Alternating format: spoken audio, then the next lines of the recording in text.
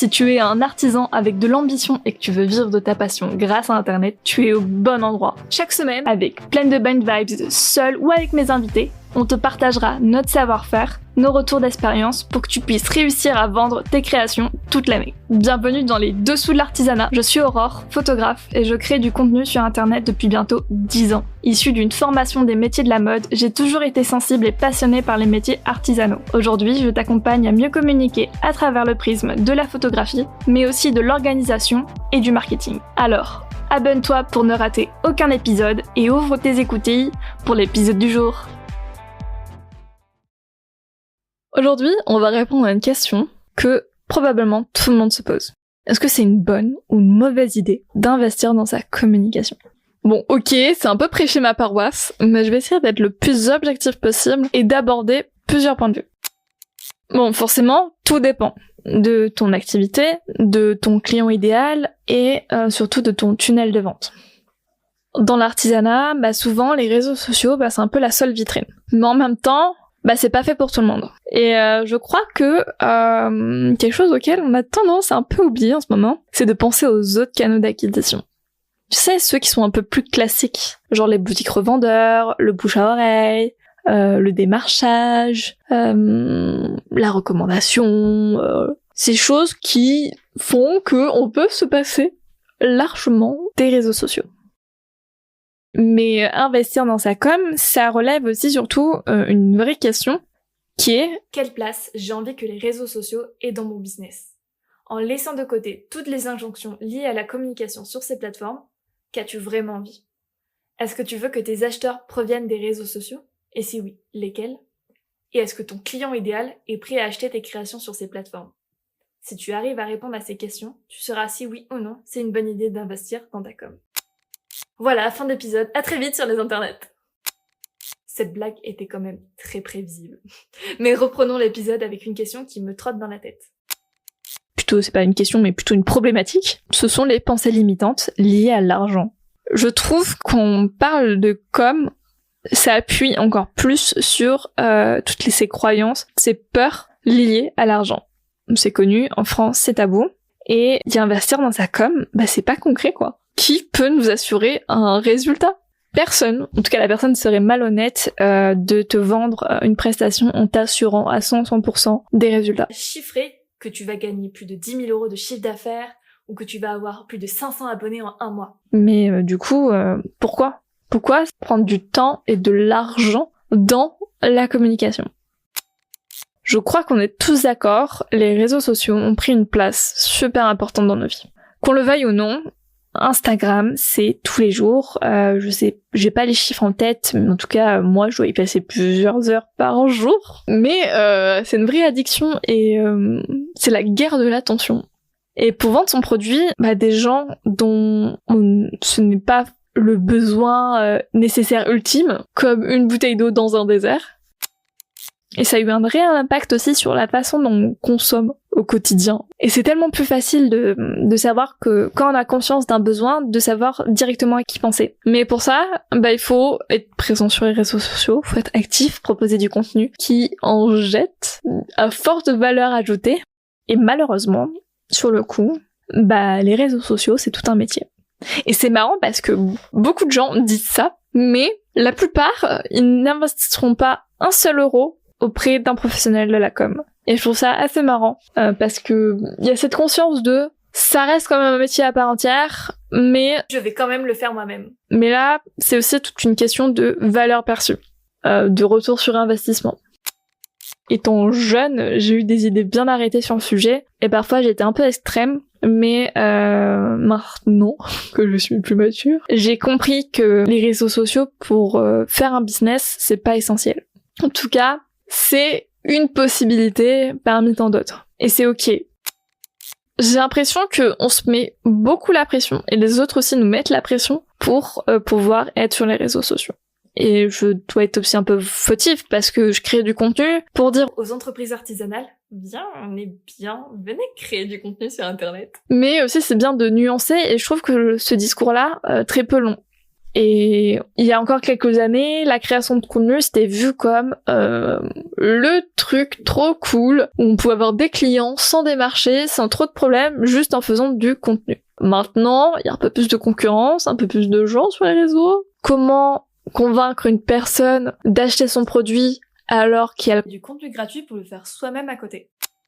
C'est tout un processus de pensée et de marketing aussi qui est différent d'il y a encore quelques années. Et je prône de plus en plus le fait de penser aux canaux d'acquisition un peu plus classiques. Et je pense que c'est un équilibre à avoir.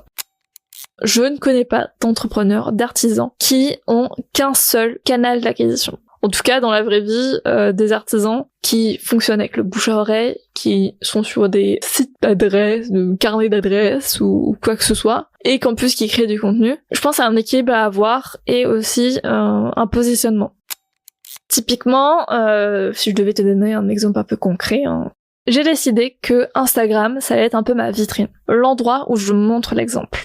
Parce que je vends un accompagnement à la mise en place de la communication. Et si moi j'ai tout le temps la tête sous l'eau, ou que je galère à créer du contenu, ou que mon contenu n'apporte pas plus de valeur que ça, mes clients vont me dire c'est qui cette guignole quoi. Et en parallèle d'accentuer sur aussi des canaux plus classiques. Le démarchage notamment, ou le bouche à oreille, les réseaux physiques d'entrepreneurs. Et justement, je trouve qu'il serait intéressant de se demander pourquoi investir dans la communication. Bah déjà, bon là je vais clairement prêcher ma paroisse là, plus aucune objectivité, c'est clairement de gagner du temps. La communication, c'est le doux mélange de l'organisation et de la créativité. Et pour ça, quand t'es organisé, tu gagnes du temps, tu prends plus de plaisir. Également, ça enlève quand même une charge mentale assez énorme, puisqu'il y a quelqu'un pour t'accompagner, pour pouvoir même faire à ta place toute cette partie-là. Et ça, c'est un luxe, ça, qui est plutôt pas mal, surtout quand on a déjà pas mal de choses à penser. Et aussi, un des avantages d'investir en communication, c'est d'être accompagné avec un professionnel. C'est tout un métier. Et d'apprendre à communiquer avec quelqu'un dont c'est le métier, c'est plutôt chouette, quoi, du moins. C'est comme quand tu partages ton savoir-faire auprès du grand public. Déjà, c'est une meilleure compréhension du métier, et aussi parce que tu gagnes en compétences. Et ça te permet aussi si tu gagnes en compétences, le jour où tu voudras complètement déléguer cette partie-là, tu sauras quelles compétences sont importantes pour réussir à tenir le bateau. Mais il y a un peu cette idée reçue de c'est cher. Alors, je suis d'accord et pas d'accord. Oui et non. Typiquement, il y a de tout et rien, et justement c'est là où on se perd. Dans la communication, il y a globalement les agences et les freelances. On sait pas trop où se retrouver quoi. Parce qu'en même temps, tu peux avoir une prestation super complète avec un site internet, la gestion de la com, des blogs, de la rédaction, mais en même temps, besoin de tout ça, et t'as juste besoin qu'on t'aide avec la communication. Et j'avais envie de débunker ce point-là parce que tout dépend de la cible, du client cible d'un professionnel de la communication. On le sait, le client idéal, c'est important.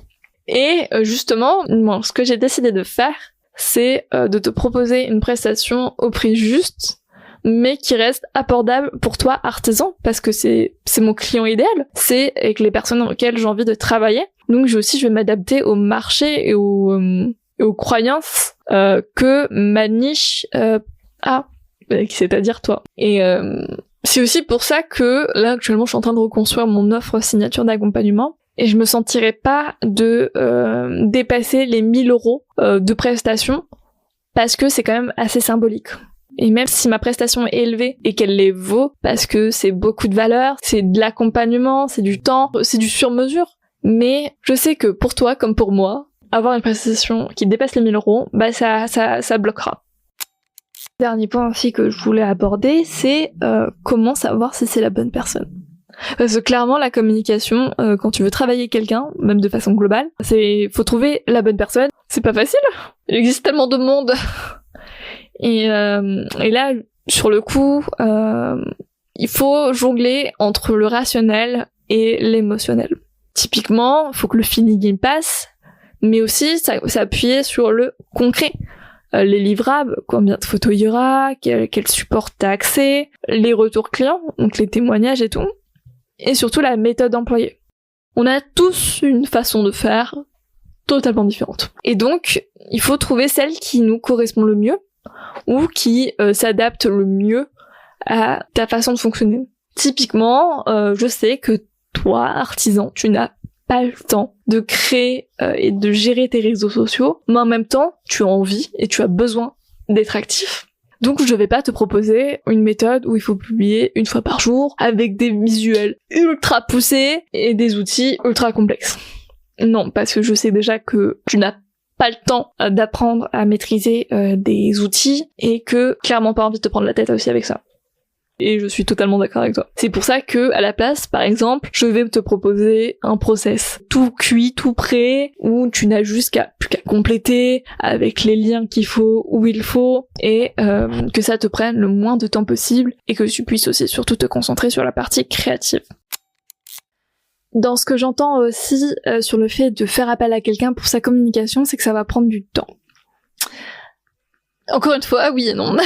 C'est vrai que au début, il y a toute une question de mise en place, et d'accorder ces violons pour être sûr que ce que vous allez créer ensemble va correspondre parfaitement à ce que tu attends.